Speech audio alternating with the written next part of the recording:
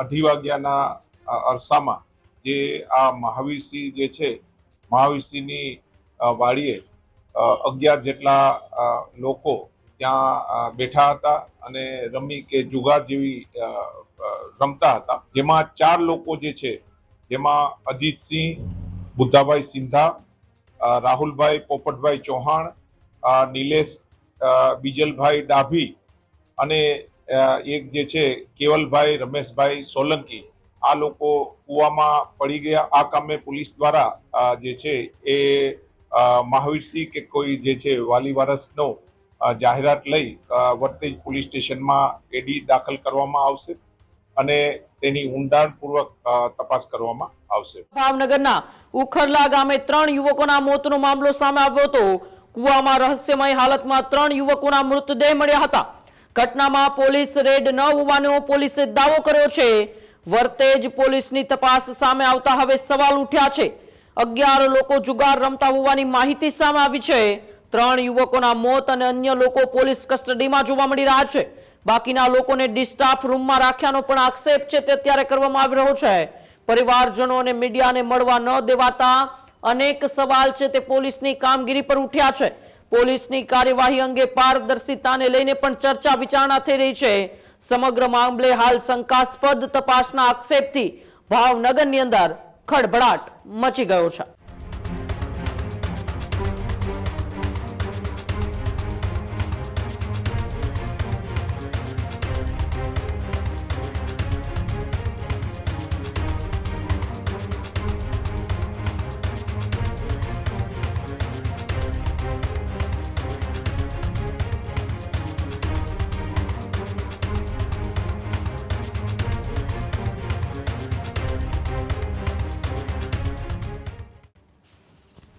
Vartej police સ્ટેશનના જે ઉખરલા જે છે ડુંગરાળ વાડી વિસ્તારનો આ બનાવ છે, જેમાં 2:30 વાગ્યાના અરસામાં જે આ મહાવીરસિંહ જે છે, મહાવીરસિંહની વાડીએ 11 જેટલા લોકો ત્યાં બેઠા હતા અને રમી કે જુગાર જેવી રમતા હતા।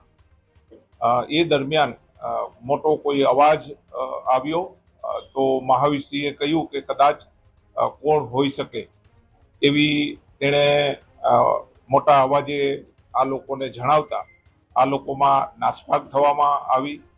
એમાં જુદી જુદી દિશામાં આ લોકો દોડવા માંડ્યા, જેમાં 4 લોકો જે છે, જેમાં અજીતસિંહ, બુદ્ધાભાઈ સિંધા, રાહુલભાઈ પોપટભાઈ ચૌહાણ, નિલેશ બીજલભાઈ ડાભી અને એક જે છે કેવલભાઈ રમેશભાઈ સોલંકી, આ લોકો કૂવામાં પડી ગયા અને એમાં આ જે અજીતસિંહ, રાહુલભાઈ અને નિલેશભાઈનું ત્યાં મૃત્યુ થયેલું છે અને આ કેવલભાઈ જે છે, કેવલભાઈ રમેશભાઈ સોલંકી, જે ભાવનગરના રહેવાસી છે, તે જીવી ગયા છે।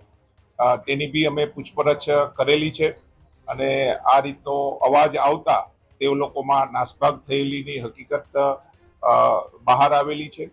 આ કામે પોલીસ દ્વારા 3 લાશનો કબજો લીધેલો છે અને ઇન્કેસ્ટ ભરવાની કામગીરી હાલમાં ચાલુ છે।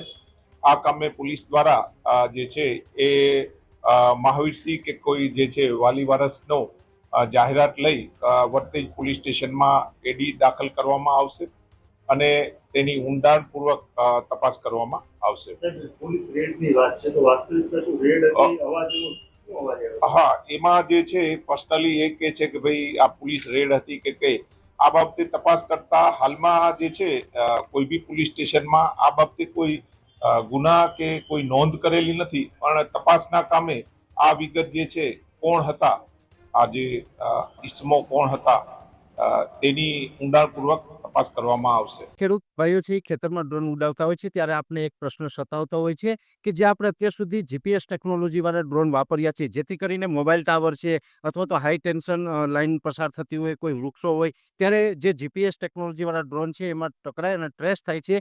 પણ એગ્રીઓન લાવ્યું છે જીએનએસએસ ટેકનોલોજી ડ્રોન, જેથી કરીને એ ડ્રોન છે એ કોઈ જગ્યાએ ટકરાય નહીં, પોતાની રીતે જ ડિસિઝન લે છે અને મૂવ થઈ જાય છે, જેથી કરીને જીએનએસએસ ટેકનોલોજી ડ્રોન છે એ વાપરવાનો આગ્રહ રાખો।